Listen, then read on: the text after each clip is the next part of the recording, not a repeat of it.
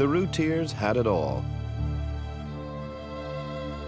A big Texas house,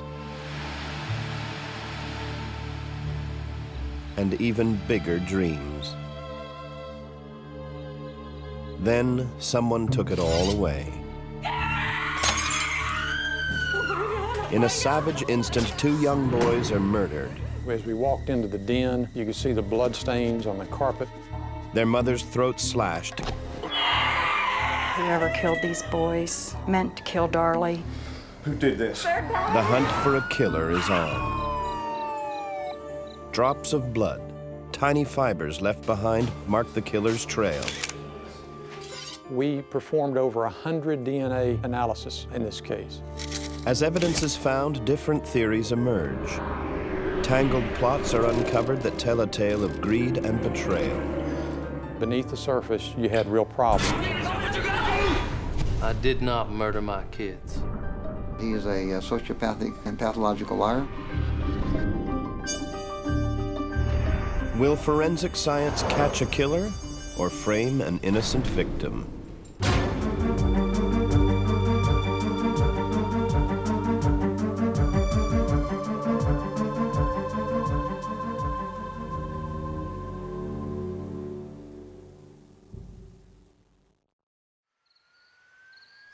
June 6, 1996.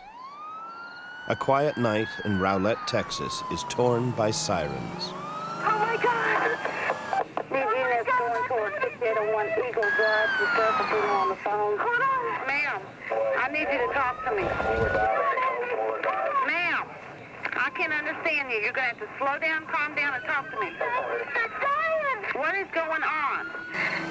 A 911 call brings police to a big house on Eagle Drive.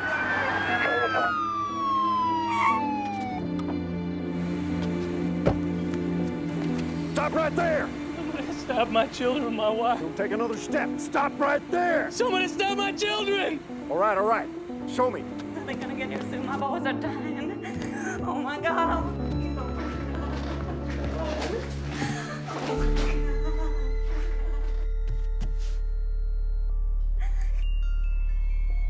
Who did this?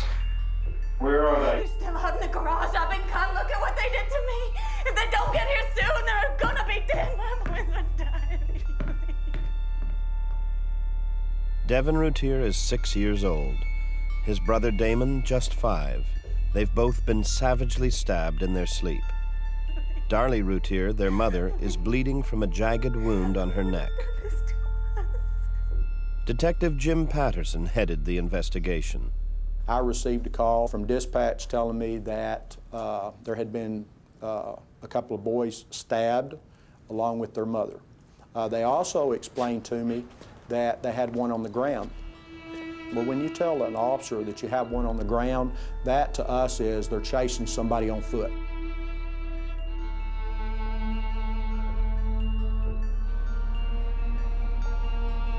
Lieutenant Dave Neighbors was in charge of the crime scene. You know, you can't help but think about walking into that scene for the first time and seeing Devin laying there on the floor, looking up at the ceiling. You know, that's something that you'll never forget. Devin is already dead, stabbed twice in the chest, puncturing his heart.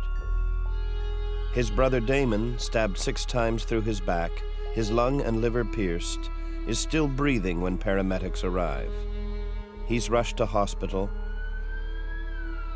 but is dead on arrival.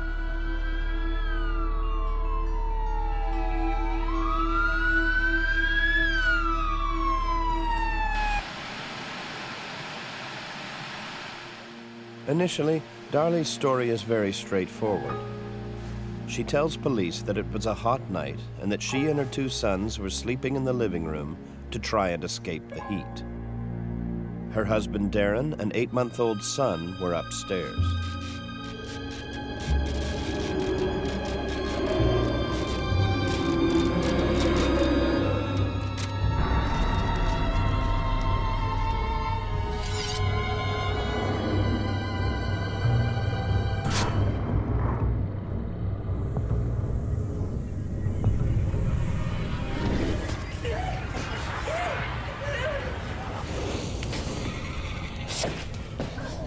Darlie tells officers at the scene that startled from her sleep, she struggled with an intruder, then chased him through the house. A glass shatters to the floor.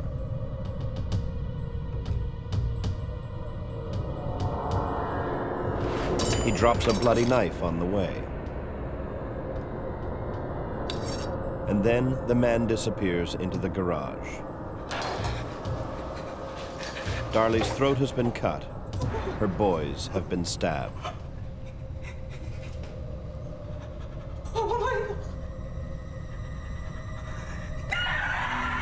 She yells for her husband.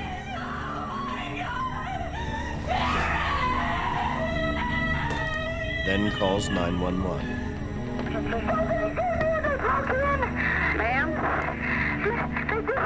By the time Darren Routier gets to the living room, it's too late.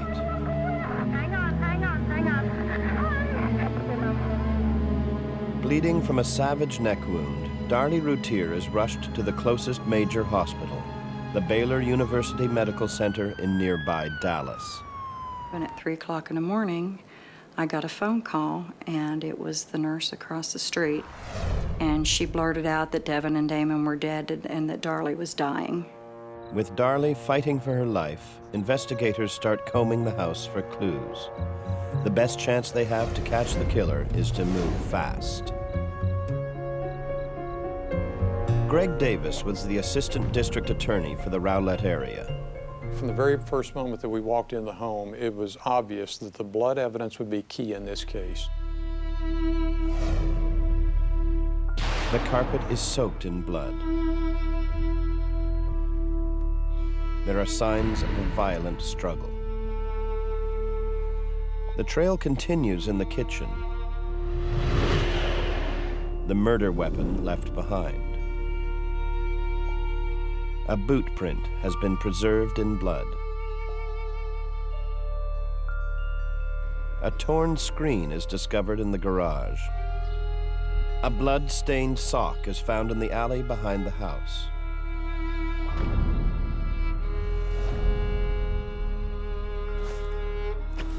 And there are reports that a dark-colored sedan was cruising the area just before the attack. It all paints a picture of a killer on the run. While Darlie is in surgery, police begin their search for a brutal killer.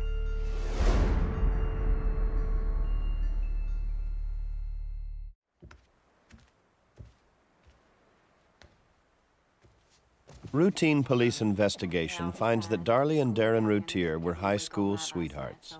I'll get a better sleep down here. You don't want to sleep with me? No, you go on upstairs. Got an early day. In 1996, Darren was running a successful business in computer parts. I love you, sweetie. Darlie did the books. They had 3 children, a big Texas house, and by all accounts, a close relationship. Oh, do you remember to lock the door? Already checked. Good night.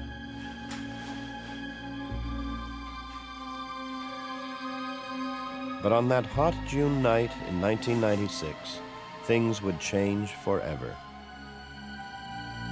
By 6 a.m., her house is a crime scene. What's kind of interesting, just on the front of this here. Yeah, there doesn't appear to be any.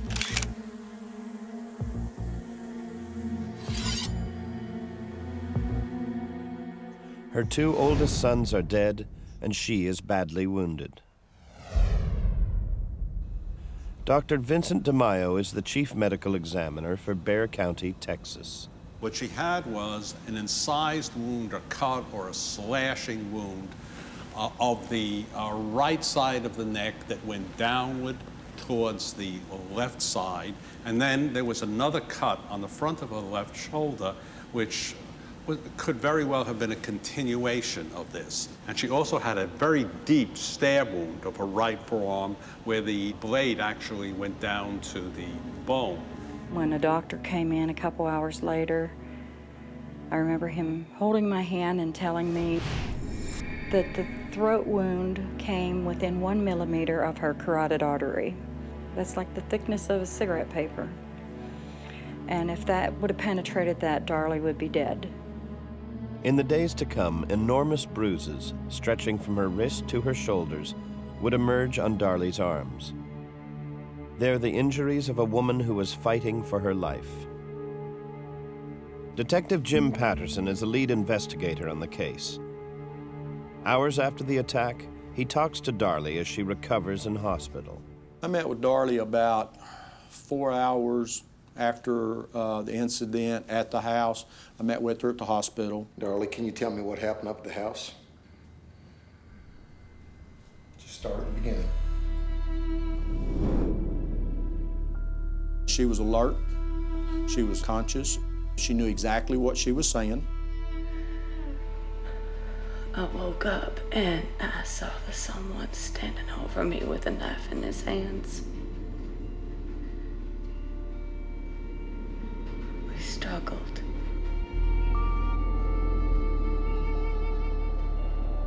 Then he just walked off through the kitchen into the utility room. I saw him drop the knife and I picked it up. I probably shouldn't have done that.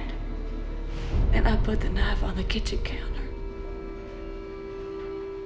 And then I saw Damon standing in the hallway. And Devin was just lying there. And I called 911. It's a slightly different story than she first gave police. And Darlie can only provide sketchy details of her attacker. He wore black clothes, had bushy hair, and a baseball cap. It's all police have to go on.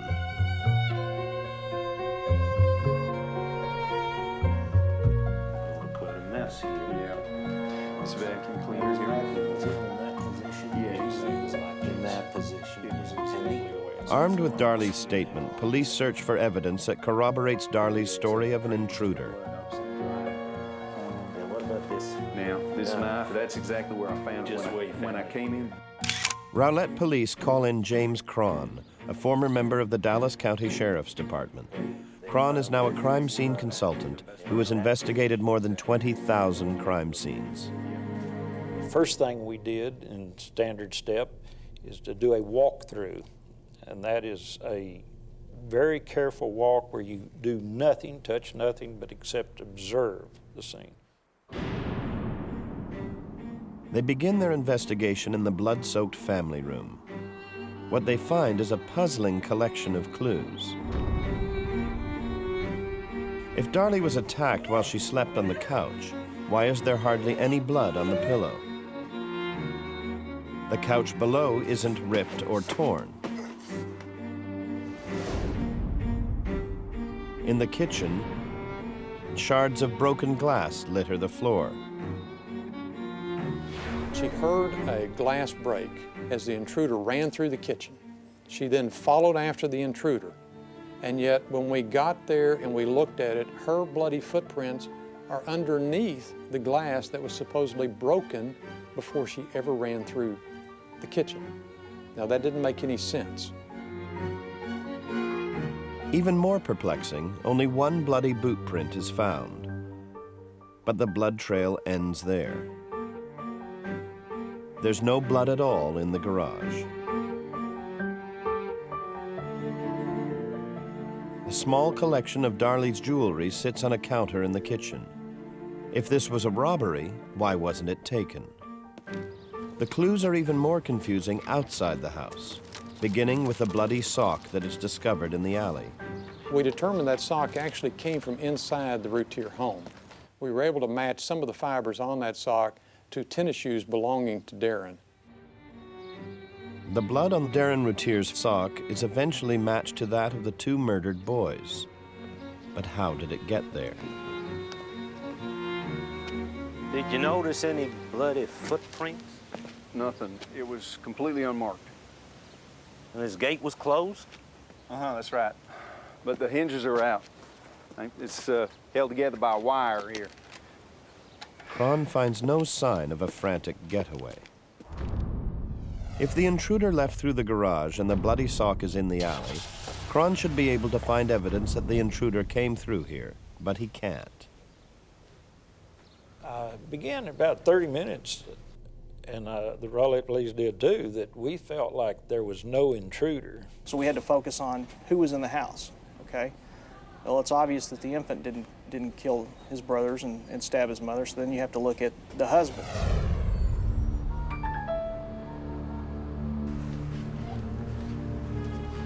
Darren, I know it's been a horrible night. Yeah. You know, I really love Darlie. She is so beautiful, don't you think?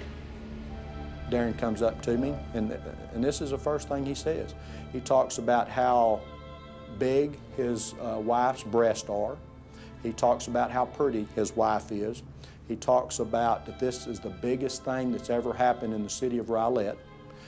He doesn't ask me about his children. So I just found his actions to be a little strange. So beautiful, you know. It leads Patterson to another horrifying theory.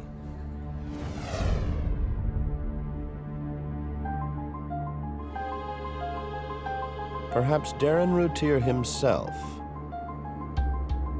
had murdered his own children.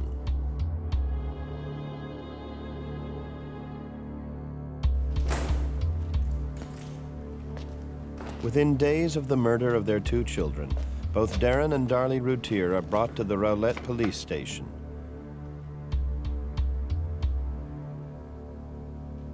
It takes them more than an hour to fill out voluntary statements about what happened the night of the murders. Darren repeats the version of events he told police at the scene, that he was asleep when he heard Darlie screaming for help. He rushed downstairs, but was too late to save his children.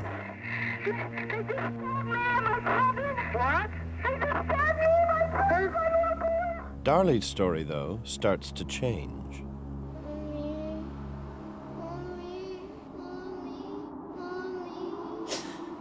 The next thing, I wake up and I feel pressure on me. I felt Damon press on my right shoulder and I heard him cry. This made me really come awake and realize that there was a man standing down at my feet, walking away from me.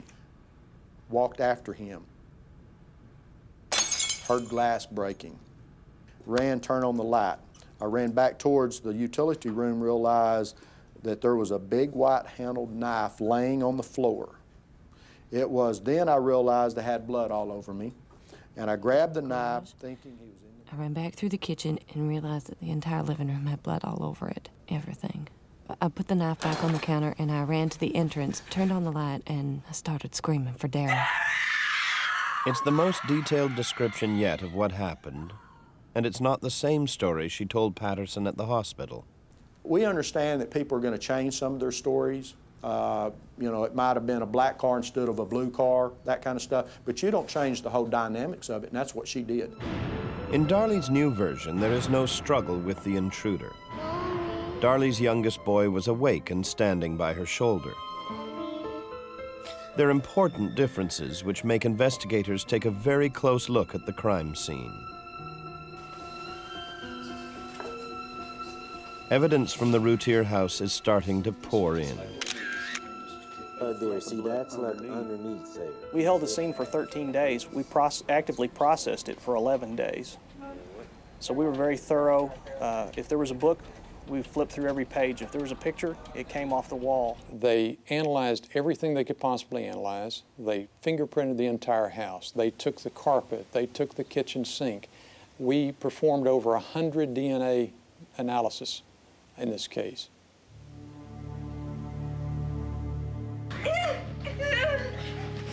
If there was a struggle between Darlie and her intruder, as she first told officers, there should be long, thin lines of blood along the ground and the walls. These splatters would have been thrown off as a bleeding Darlie fought with the intruder. But investigators can't find any such blood splatters. If Darlie had chased her attacker through the house when she was wounded, she would have left long, thin streaks of blood behind. Blood falling from a moving object, such as someone running, leaves an elongated mark, not a round blood stain. Investigators can't find any of these marks either. In the utility room, where Darlie says the killer threw the knife down, there is blood.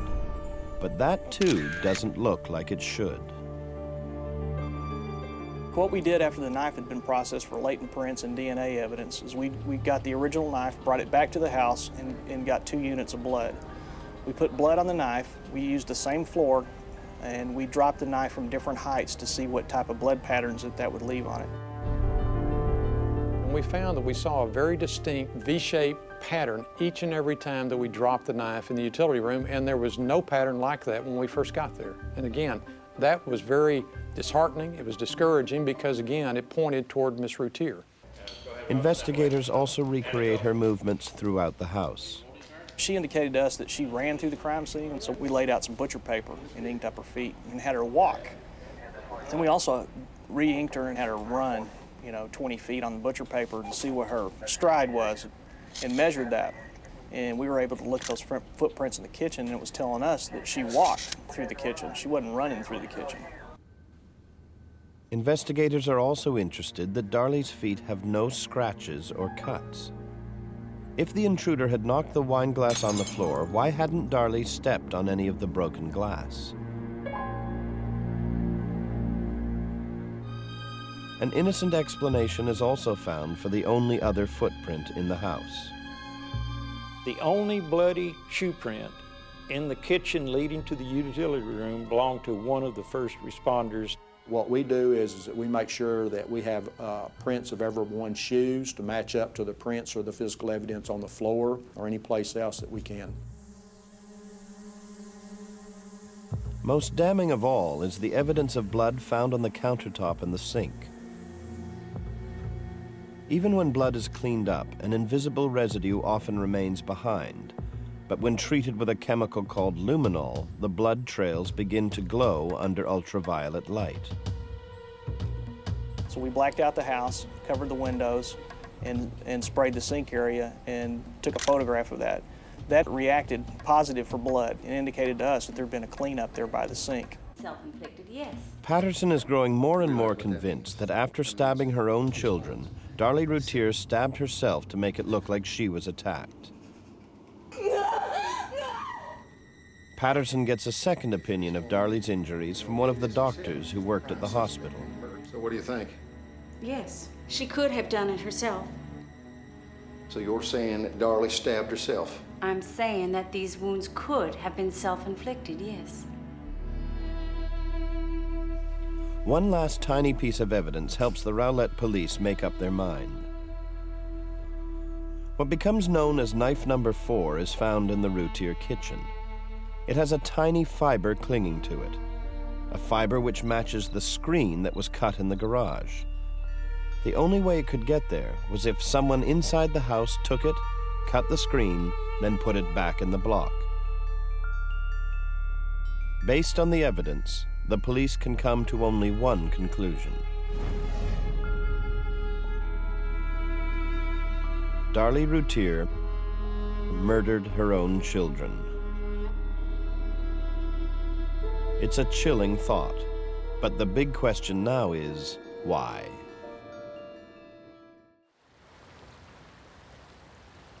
Sunday, June 9th, 1996. 3 days after their murder, a funeral is held for Devon and Damon Routier. More than 400 people turn out. But the suspicions of the police are growing. They can't find any traces of an intruder in or around the house. I instinctively wanted someone else to be there. I wanted an intruder to have broken into that house because the last thing that I wanted to believe was that a mother would actually kill her 2 children. But the evidence was piling up. The question now was why? What could have driven Darlie Routier to commit such a shocking crime? As police learn more, they discover that the Routiers were having problems. The Routiers wanted to paint themselves as the typical all-American family, and yet, but beneath the surface, you saw difficulties. So you had a very thin veneer of normalcy out there, but beneath the surface, you had real problems. The evening of the murders, the talk wasn't just sweet goodnights. You sure you can be comfortable down here? Yeah, I'll be fine. Darren, we have to talk. About what? It's about everything. When are you gonna get your car fixed so that I can have mine? I mean, we can't go anywhere. I just feel like I'm trapped in this house. Keep your voice down. I don't want to wake the boys. It's gonna cost us $800 to get that car fixed, and I'm gonna sell the boat because it's not working out the way I thought it would. Just get my car.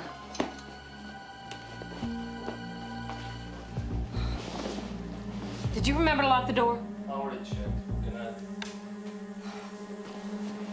The couple was financially strapped and they owed more than $10,000 in back taxes to the IRS. During her pregnancy with her third child, Darlie had been depressed, staying in her room for days, even weeks at a time. A diary found in their house confirms that Darlie had struggled with depression after the baby was born. A month before the murders, Darlie had written, Devin, Damon, Drake, I hope one day you will forgive me for what I'm about to do. I just can't find the strength to keep fighting anymore. Is this a damaging portrait of a suicidal woman under severe stress, or a mother about to commit murder? And then comes one of the strangest moments of all. June 14th, 8 days after the murders, Darlie Routier would have turned 7. The family decides to hold a long-planned birthday party for the young boy at his grave. For 2 hours, it's a somber service. But the most telling moment comes near the end. Prompted by her sister, Darlie sprays a can of silly string over the grave of her 2 boys.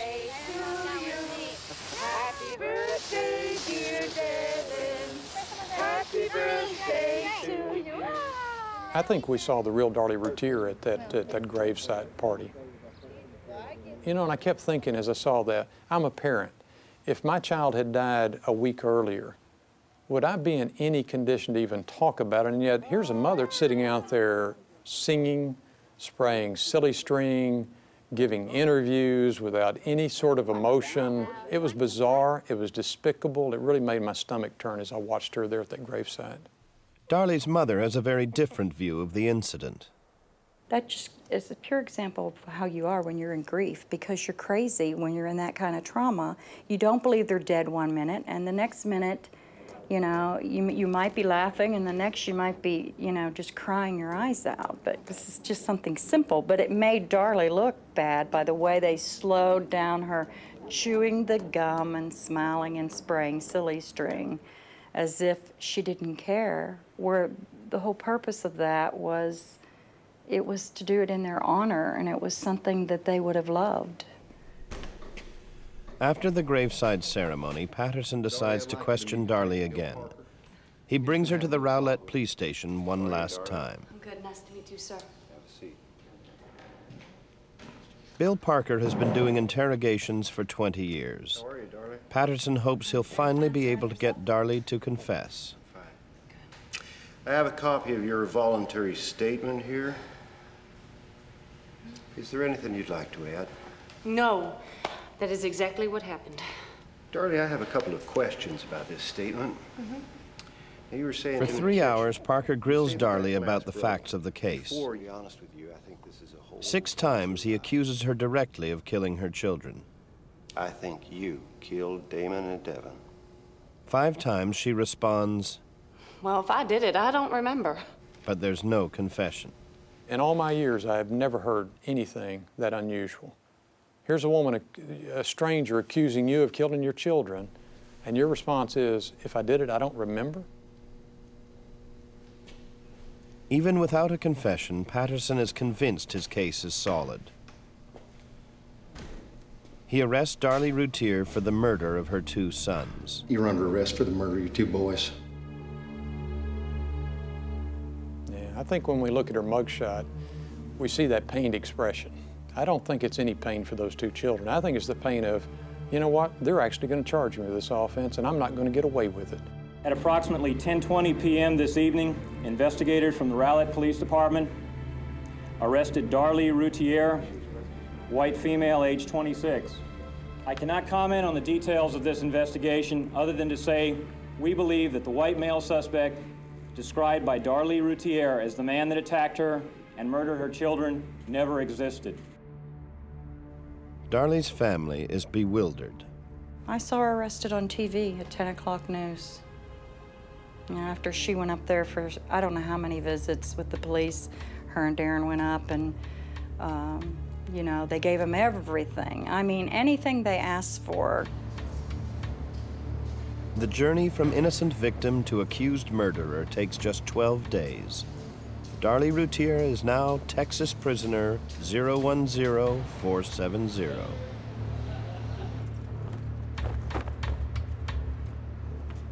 January 6, 1997, 7 months after the death of Devin and Damon Routier, their mother Darlie goes on trial for their murder. Greg Davis is the lead prosecutor for the state of Texas. In Texas, if you kill a child younger than 6 years of age, you've committed a capital murder. That's what we alleged in this case. That's why Darlie was charged with capital murder. For that reason, Darlie is only on trial for the murder of Damon Routier, who was 5 when he was killed. If convicted, the state wants Darlie put to death. Her family is outraged and confused. What did you say for them to think that you had anything to do with this? She goes, I don't know, Mom. The Darlie Routier case was a very challenging case. Depended on a number of pieces of evidence. And it was challenging from the standpoint that we're going to try to convince a jury that a mother would actually kill her 2 children in cold blood. The case turns on the forensic evidence gathered at the crime scene. The lack of an impact bloodstain in the utility room where the knife was dropped. The lack of evidence of any intruder outside the house.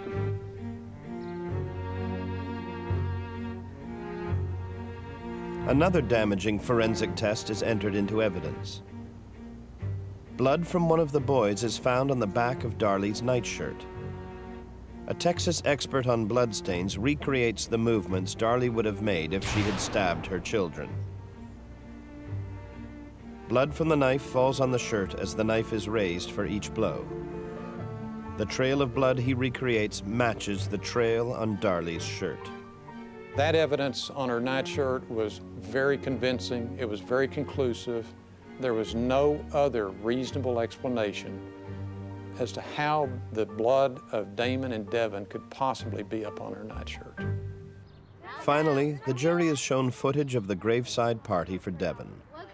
While the ceremony was 2 hours long, the jury is only shown the infamous silly string section. Happy birthday to you. Happy birthday, dear Devin.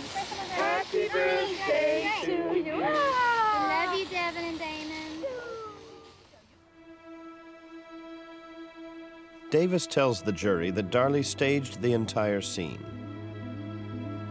While her children sleep, Darlie takes a knife from the kitchen and slices the screen open.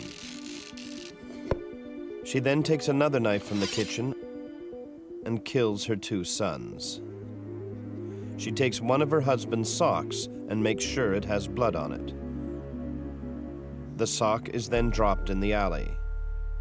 She cuts her own neck and in a frenzy beats her arms and wrists. She makes it look like a killer has fled.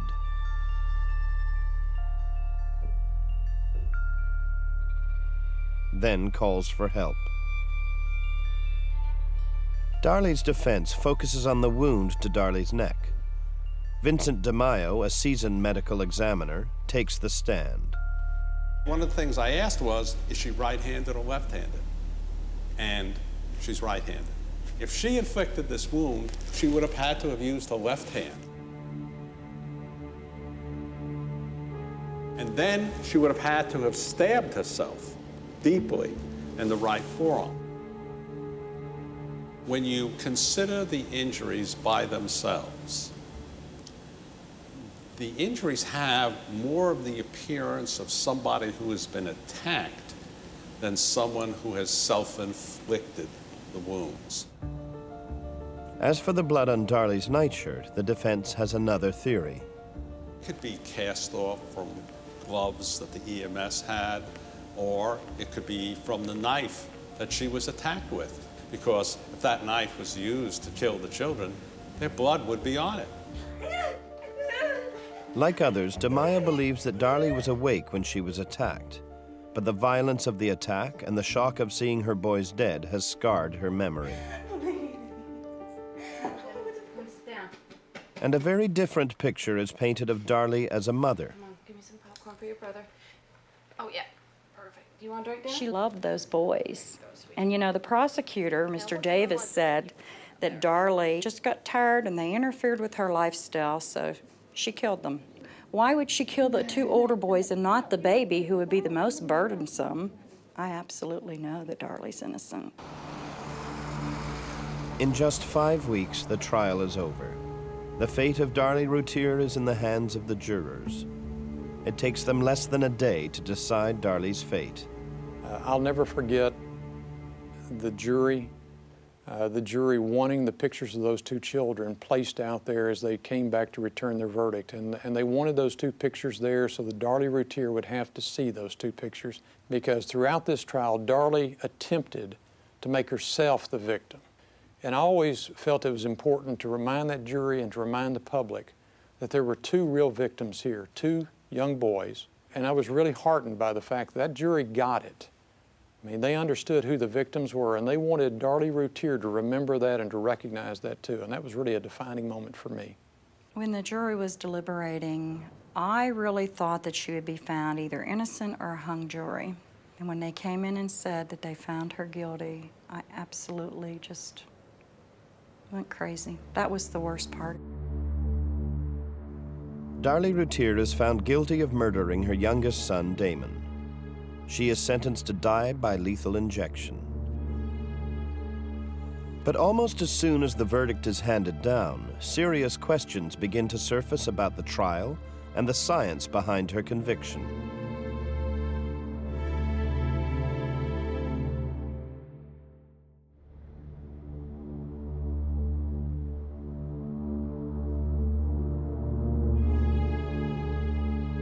In 1997, the state of Texas put 37 people to death. After her conviction in January, Darlie Routier took her place on the state's death row. In Texas, every case that ends in a death penalty is automatically appealed. Stephen Cooper becomes Darlie's lawyer. The police did little to no investigation of any intruder. Their sworn testimony was that within minutes, virtually, of arriving on the scene, that despite all of Darlie's massive injuries, they concluded she was the perpetrator. Cooper hires a private investigator to re-examine the evidence. He pores over everything: police reports, eyewitness accounts, expert testimony. The PI quickly uncovers suspicions pointing towards the man police suspected at the beginning, Darren Routier, Darlie's husband. We do have evidence now that Darren Routier was actively seeking someone to come into the home to do a inside job burglary for insurance purposes. In a sworn affidavit to Cooper, Darren admits to looking for someone to break into his house. And so at 3 o'clock in the morning or 2:30, they sneak into this nice-looking house thinking they're gonna, make a successful burglary. And they creep in, and there in the living room, they stumble across human beings who are not upstairs in bed where they should be at 2:30 in the morning. A get-rich-quick scheme ends in murder.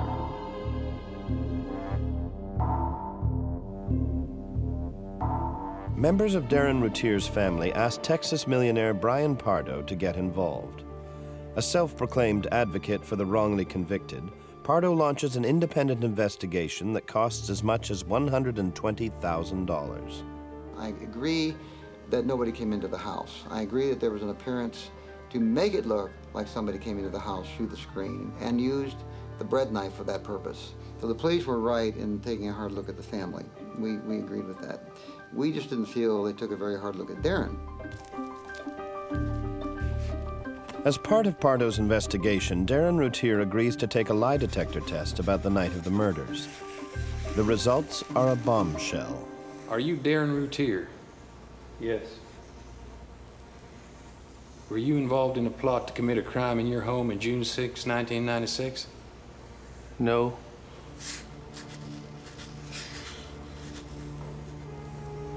Did you yourself stab Darlene Routier on June 6, 1996? No. Do you know exactly who left the sock in the alley?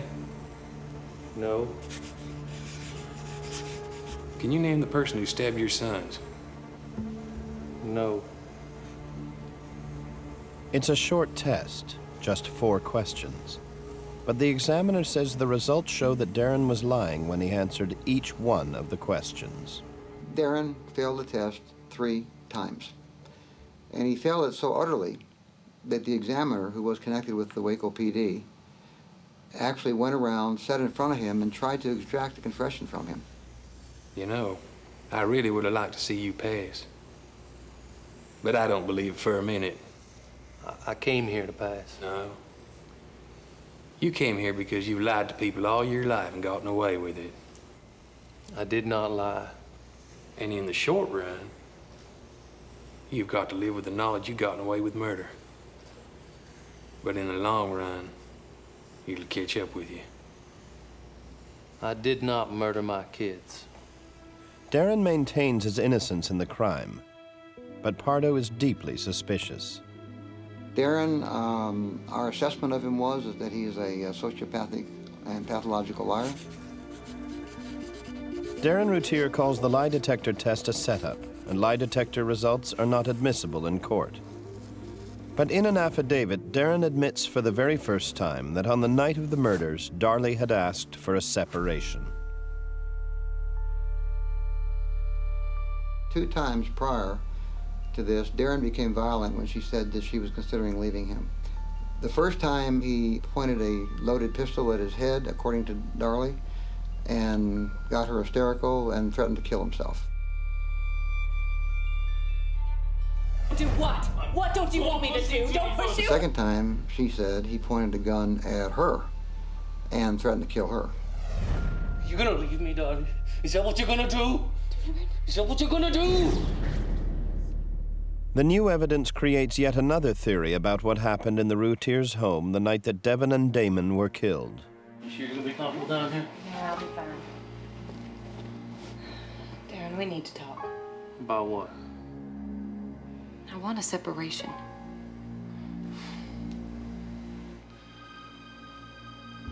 Let's talk about this in the morning. I'm too tired for this. I'm serious. I know. Brian Pardo is convinced that it wasn't an intruder at all who killed the 2 Routier children, and it wasn't their mother either. Did you remember to lock the door? Already, Sheriff. Good night.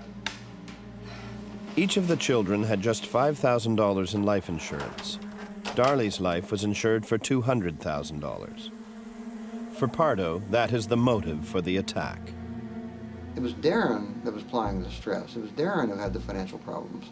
And Darren was the one who needed the money. And so Darren had a huge motive for doing this. Not the least of which was he was not going to let his wife leave him.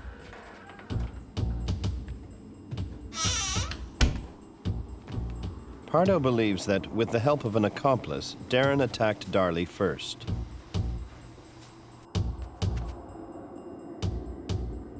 The bruises on Darlie's arms were caused by the struggle. Of course, there was a lot of screaming going on, a lot of noise. The boys woke up. The boys saw the attack. I think that instinctively the attackers realized that the boys had to be killed as well. Darlie, I think, was pounded into submission, was unconscious. I think the attackers thought that she was dead. Pardo is convinced that a closer study will prove that Darlie Routier is innocent of the murder of her 2 boys.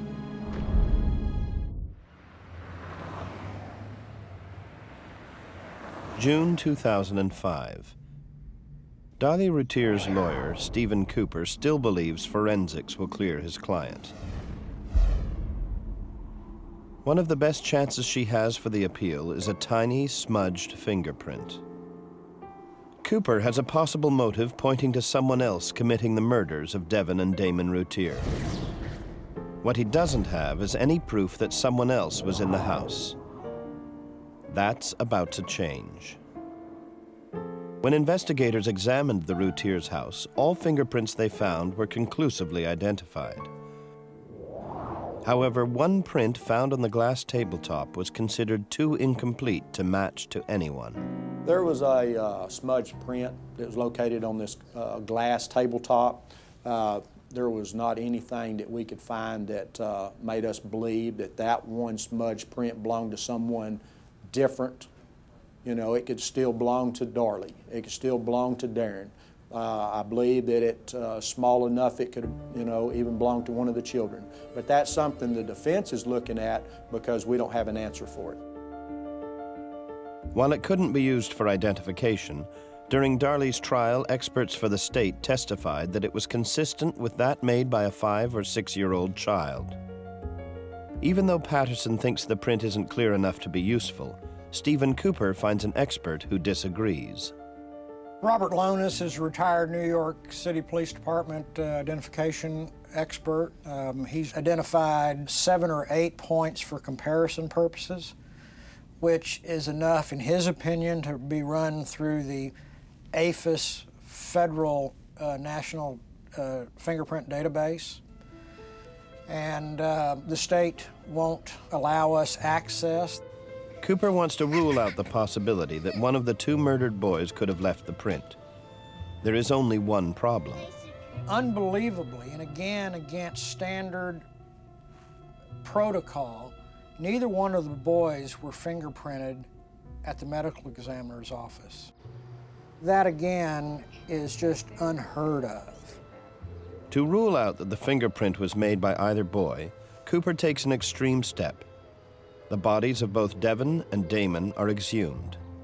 It's a dramatic move that is ultimately a dead end. Unfortunately, they were buried in the same casket with their hands clasped together. And again, although they were not supposed to, the caskets had leaked, and the moisture had, and the contact between the fingers had destroyed some of the skin, and we weren't able to recover all the fingerprints. While the fingerprints are gone, Cooper wants to re-examine the small fiber that was found on the knife in the kitchen. He has serious doubts that it was actually used to cut the screen in the garage. This is a segment of fiber that is 1/10 the width of a Caucasian human hair. It is microscopic, to say the least. They did not do any scientific testing analysis of its chemical makeup, which was possible. There are other pieces of evidence Cooper would love to retest, including the actual fingerprint on the glass table, which may contain skin cells. But he has yet to get the courts to give him access. A new witness has come forward. She claims to have seen 2 men near the Routier house about 2 a.m. the night of the murders. One who matched the description Darlie gave to the police.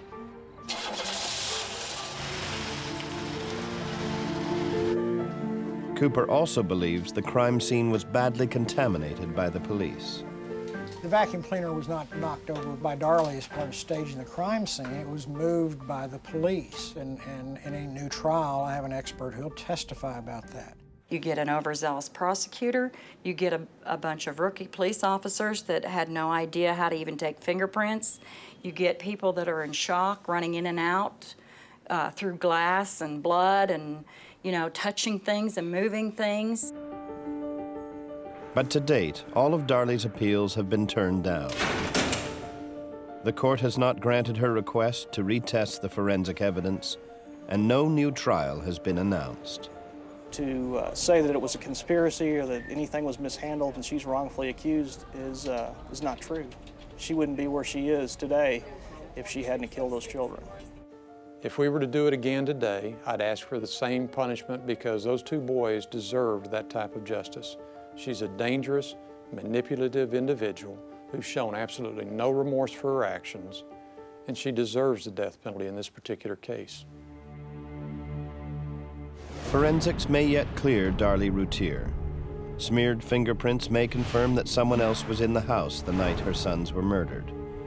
For now, a story that began with a terrified 911 call has ended on death row.